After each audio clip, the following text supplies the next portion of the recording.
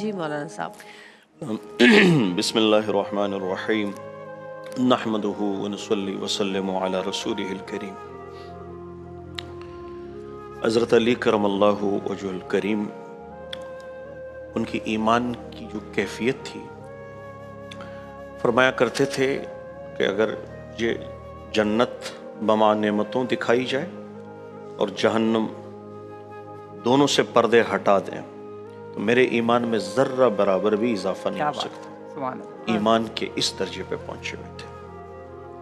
حضرت علی فرماتے ہیں کہ میں اگر سورۃ فاتحہ کی تفسیر لکھوں تو 60 اونٹوں پہ لاد کی لائی جائے.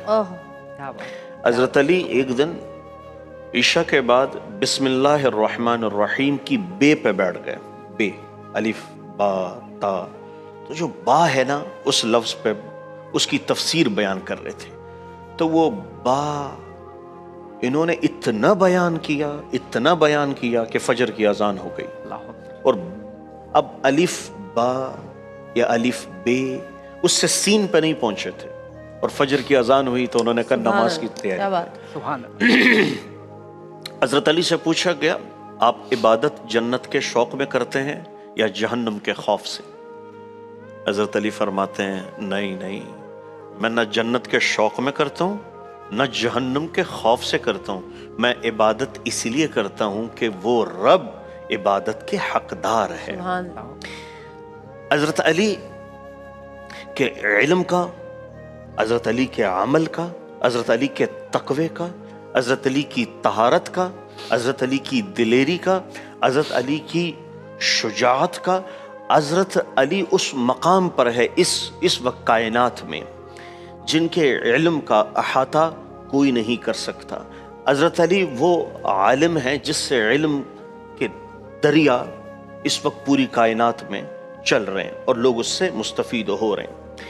حضرت علی ایک دن باہر نکلے تو ان کے ساتھ جو ان کی اسکاٹ باہر آ گئی تو انہوں نے یوں دیکھا کہ خیریت تو ہے؟ کہ جی خیریت ہے. کہا کیسے ہے؟ کہ آپ کی حفاظت کے لیے. تو آپ نے فرمایا زمین والوں سے یا آسمان والوں سے؟ کہا نہیں، آسمان والوں سے تو کوئی کسی کی حفاظت نہیں کر سکتا، زمین والوں سے.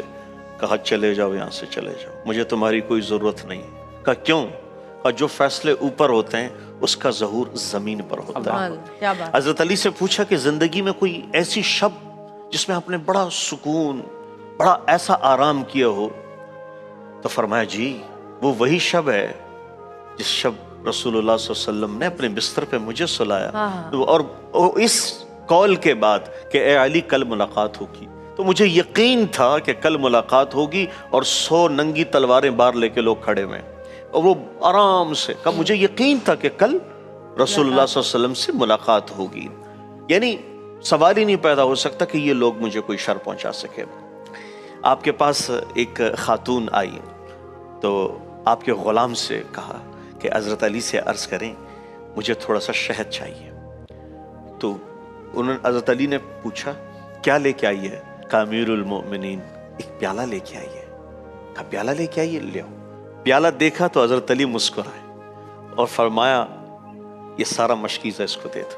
جو وہ مشکیزہ اس خاتون کو دینے لگے ان کے غلام شہد کا، تو کہنے لگی میں نے تو ایک پیالہ مانگا تھا. تو فرمایا تو اپنا ظرف مانگنے آئی تھی، علی اپنا ظرف دے رہے ہیں. سبحان اللہ، سبحان اللہ. تو کیا بات.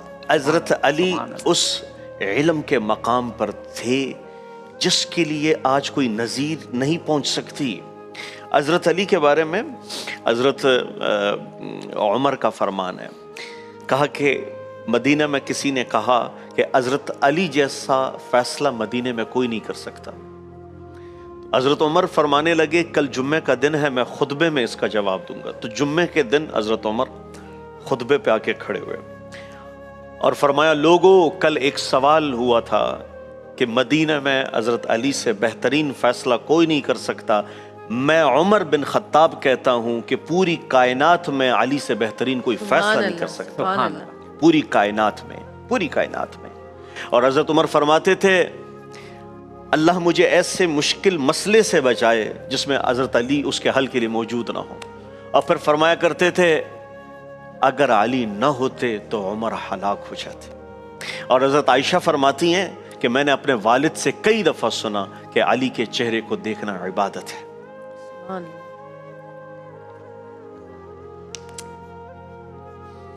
ہمارے پاس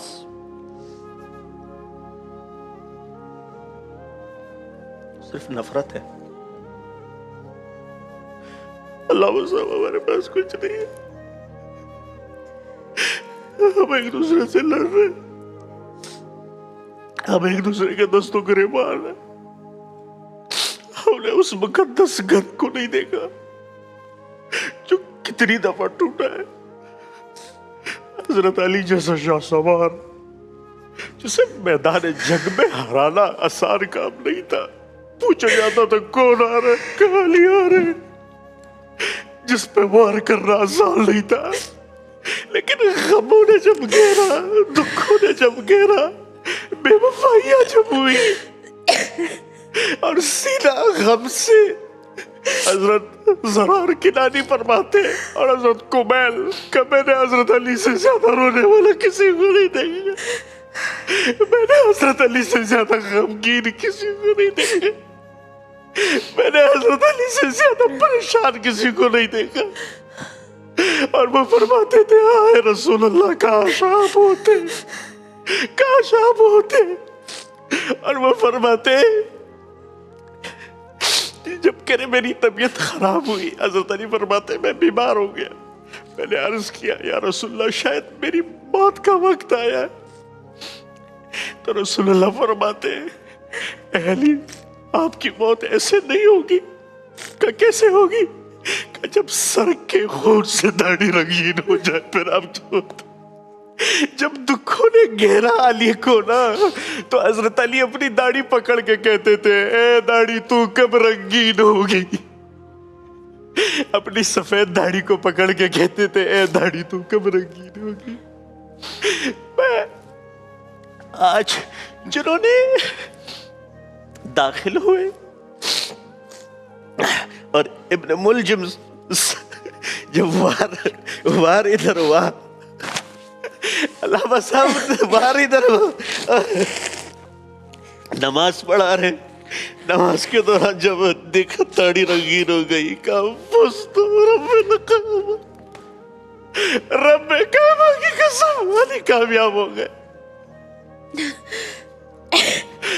آج جو اپنے دشمن کو کہے ٹھنڈا پانی دے دو, نرم کھانا دے دو, اور فرمایا میری جگہ پہ اس کو سلا دو, اور اگر پھر تم مناسب سمجھو تو اس کو معاف کر دو. بتائے معاف کرنے کے قابل تھا, وہ معافی کا حقدار تھا. لیکن حضرت علی فرماتے ہیں, حضرت علی رضی اللہ عنہ کرم اللہ وجہ الکریم علیہ السلام, حضرت علی کے اقوال میں سے ایک قول ملتا ہے, شہادت سے پہلے فرمایا کرتے تھے کہ رسول خدا صلی اللہ علیہ وسلم نے فرمایا کہ اے علی اس دنیا میں جو معافی کا حقدار نہیں ہوتا اور اگر کوئی اسے بھی معاف کر دے تو کل قیامت میں جو شخص اللہ کی بارگاہ میں معافی کا حقدار نہیں ہوگا اللہ تعالیٰ اسے معاف کر دیں گے. اس وجہ سے اور پھر آخری وقت کھانا بستر پیش کیا اور پھر کہا کہ اگر مارنا ہی ہوا تو صرف ایک وار سے مار دینا, اس کو تکلیف نہ دینا. تو علامہ صاحب, میری بہن جویریہ, آج ہم کن راہوں پر ہیں, آج ہم کن رستوں پر ہیں. اسلام حضرت علی کی شہادت اور مظلوم کربلا کے والد, میں سمجھتا ہوں آج 21 رمضان حضرت علی کی شہادت ہمیں متحد کرنے کا دن ہے, ہمیں ایک کرنے کا دن ہے. یہ تفرقے چھوڑ کے, ورنہ کفر کی یلغار ہماری طرف بڑھ رہی ہے. کفر ہم پر ٹوٹنے کے لیے تیار بیٹھا ہے. اگر ہم نے آج اس شہادت سے اپنے بچوں کو اپنے لیے اور اپنے معاشرے میں ایک رول ماڈل ہم نہ بنے تو پھر ہمارے پاس کچھ نہیں. اللہ تعالیٰ ہم سب کو توفیق دے کہ ہم اپنے بچوں کو یہ سبق پڑھا سکیں. آمین سب آمین. اذان مغرب کا وقت ہو گیا ہے لاہور میں. چھوٹی سی بریک سے واپس آئیں گے. دیکھ رہیے گا پیارا رمضان.